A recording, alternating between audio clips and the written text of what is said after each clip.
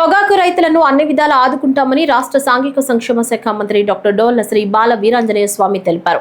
ఒంగోలులోని 1వ పొగాకు వేలం కేంద్రాన్ని మంత్రి ఈ రోజు సందర్శించారు. ఈ సందర్భంగా పొగాకు కొనుగోళ్ల బోర్డు అధికారులను అడిగి వివరాలు తెలుసుకున్నారు.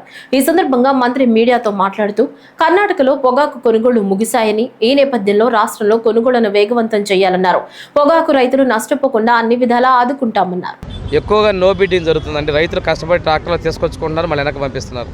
40% పైగా నో బిడ్డింగ్ జరుగుతుంది. రైతులు బాగా ఇబ్బంది ఉంది. ఈరోజు కర్ణాటకలో మార్కెట్ కూడా ముగిసింది. రైతులు అపరాధ రుసుము లేకుండా ఎక్కువ సాగును కొనుగోలు చేయమన్నారు. అది ప్రభుత్వం తీసుకుంటుంది. ఇంతకుముందు రైతులకు ఇబ్బంది అయినప్పుడు ఆ రోజు దామచర్ల నారాయణ గారు మంత్రిగా ఉన్న సమయంలో మార్కెట్ ద్వారా కొనుగోలు చేశాం. పోయినసారి 14 మంది రైతులకు ఇబ్బంది వస్తే ఎన్డీఏ ప్రభుత్వంలో 2000 రూపాయలు అదనంగా కేంద్రం నుంచి 1500 రూపాయలు ఇస్తే రాష్ట్ర ప్రభుత్వం స్వచ్ఛందంగా 500 రూపాయలు ఇచ్చి రైతులను ఆదుకుంది కూడా మా ప్రభుత్వమే.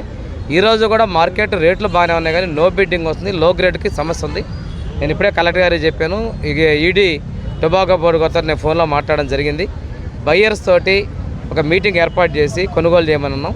కొన్ని కంపెనీలు ఆశించిన స్థాయిలో గతంతో పోల్చుకుంటే తక్కువ స్థాయిలో కొనుగోలు చేస్తామన్నారు.